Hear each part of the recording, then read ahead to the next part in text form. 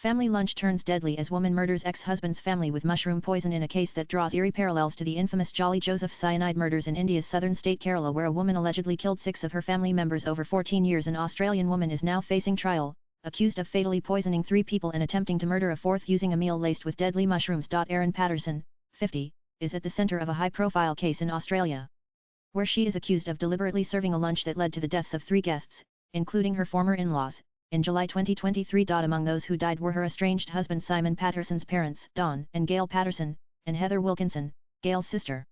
Heather's husband, Ian Wilkinson, a local church pastor, narrowly survived after being hospitalized for several weeks due to severe poisoning from Amanita phalloides, known as the death cap mushroom, one of the most toxic fungi in the world. While Patterson has pleaded not guilty to all charges, prosecutors argue that she intentionally spiked a beef Wellington dish with the poisonous mushrooms. They allege she found the mushrooms based on information posted on a publicly accessible website. Her defense team, however, maintains the deaths were a tragic accident, admitting she lied to police at times but insisting there was no murderous intent. Troubled relationship. Emotional struggles during court proceedings on Monday, Patterson opened up about her strained relationship with her estranged husband, Simon. She described their bond in July 2023 as merely functional and admitted feeling left out of family interactions. Her testimony painted a picture of someone grappling with deep-seated self-esteem issues, worsened by aging and dissatisfaction with her appearance. I had been in a long-standing battle with low self-esteem for most of my adult life, she said, noting she was even considering gastric bypass surgery around that time. How Erin met Simon. Under questioning by defense attorney Colin Mandy SC, Patterson recounted how she first met Simon in 2004 while working at Monash City Council in Victoria. Their friendship eventually blossomed into a romantic relationship, and they married in 2007. Her parents were travelling at the time, so it was David Wilkinson, the son of Pastor Ian Wilkinson, who walked her down the aisle. Patterson shared that she was a staunch atheist when she first met Simon and even tried to convert him. Ironically, the opposite happened. She experienced what she described as a spiritual awakening during her first visit to Corumbra Baptist Church, where Pastor Ian Wilkinson was preaching.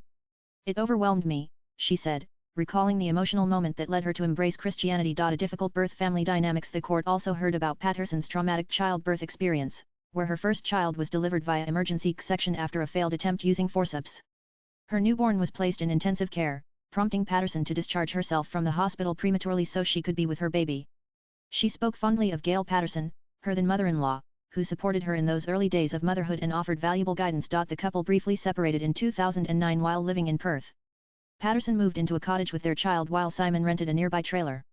They reunited in early 2010 and later welcomed their second child. Erin's recurring marital struggles. Despite attempts to make the relationship work, Patterson admitted that communication issues plagued their marriage. Whenever we disagreed, we couldn't express ourselves in a way that made the other feel heard or understood, she said. These recurring breakdowns in communication often left both feeling emotionally wounded, leading to periods of separation over the years. Kerala's Jolly Joseph case. The case of Erin Patterson, the Australian woman accused of poisoning her guests with deadly mushrooms, bears a haunting resemblance to the shocking Kerala cyanide murders, in which Jolly Joseph was charged with killing 6 members of her family over a span of 14 years. The series of deaths, all traced back to the small town of Kudathai in Kozhikode district, stunned India when they came to light in 2019. Joseph, now in her late 40s, allegedly used cyanide as her weapon of choice in most of the killings. The police investigation later dubbed the string of fatalities the Kerala cyanide murders. The first suspicious death occurred in 2002, when Joseph's mother-in-law, Anama Thomas, a retired teacher, suddenly passed away. This was followed by the death of her father-in-law, Tom Thomas, in 2008. In 2011, Joseph's husband, Roy Thomas, also died under mysterious circumstances. 3 years later, in 2014, Roy's maternal uncle, Matthew, also passed away. The killings continued, with a total of 6 family members dying in similar unexplained conditions over the years. The breakthrough in the case came when Roji Thomas, one of Tom Thomas' sons who lives in the United States, grew suspicious and filed a police complaint. His doubts triggered a deeper investigation, ultimately unraveling a web of deceit and premeditated murders. During questioning, police say Joseph confessed to her role in all 6 killings.